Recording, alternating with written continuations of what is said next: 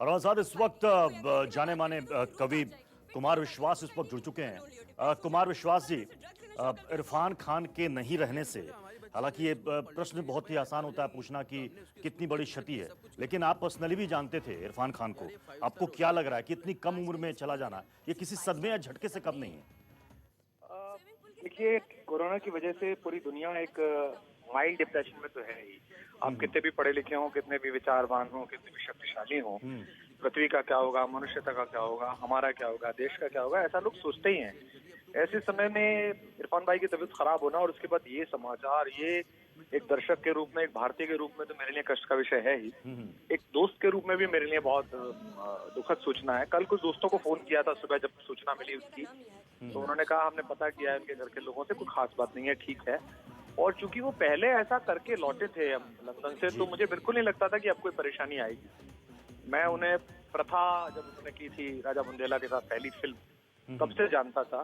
फिर हासिल तिग्मांशु के साथ की, तो बीच में कई सारे कॉमन ऐसे मित्र थे हमारे, अनुराग कश्यप हों, चाहे तिग्मांशु हों, चाहे राजा भाई हों, जिनके माध्यम से उनसे दोस्ती हुई। और इंडस्ट्री में ऐसे बहुत कम लोग हैं जो अभिनेता और सफल तो हैं ही, उसके बाद ग्राउंडेड भी हैं, जिनके अंदर टॉक का एक लड़का जिंदा था, जो संघर्ष करता था, जो चकाचौंध से page three, hello bro, yes, okay, well, इससे दूर थे।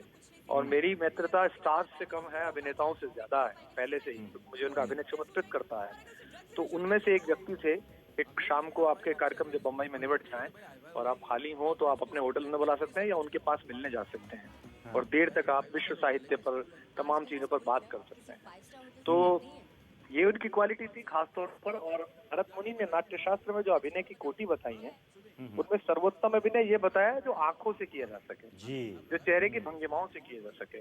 जो शारीरिक अभिनय है, इसमें पूरा शरीर हिला के आप कुछ करते हैं, उसको अधम कोटि का अभिनय बताया गया है। तो वो बहुत ही रेयर लोगों में थे जो नाट्य शास्त्र की जो शास्त्रीय परीक्षाएं हैं, उनके बाद अभिनेता बने थे।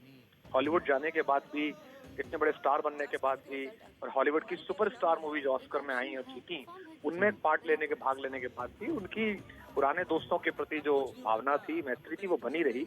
उन्हें कोई भी पुराने लोगों में फोन करता था, कॉल करता था, एसएमएस करता था, उस समय निकाल कर वो जरूर बात करते थे और फिर बताते थे अपनी। एक बात मुझे उनकी और याद आ रही है कि उन्हें आत्म प्रशंसा सुनने से बहुत परहेज था।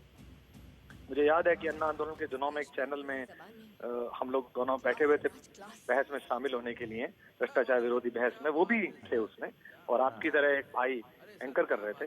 तो मैंने ओपनिंग रिमार्क में उनकी तारीफ कर दी, तो उन्होंने उस वक्त भी मेरा हाथ दबाया और बाहर निकल के भी कहा कि यार ये हमारे काम है। जैसे वो एंकर है, उनका अपना काम है पत्रकारिता करना, तुम्हारा काम है कविता करना, मेरा काम है अभिनय करना। इसमें सार्वजनिक रूप से परस्पर तारीफ नहीं, कोई कमी हो तो एक दूसरे को बताया। तो आज जब मुझे सुबह सूचना जी। मिली, तो मुझे तो कैफी आदमी साहब का ये मिसरा याद आया कि रहने को सदा दहर में आता नहीं कोई, तुम जैसे गए ऐसे भी जाता नहीं कोई। जो आदमी जिसे देखने के लिए हजारों लोग लाइन में लग जाते थे घरों हाँ। से हाँ। निकल के, आज उन्हें खाक में जब सुपुर्द कर रही है दुनिया, तो उस वक्त हम लोग दो मुट्ठी खाक लेके भी उनके सिरहाने नहीं खड़े हैं।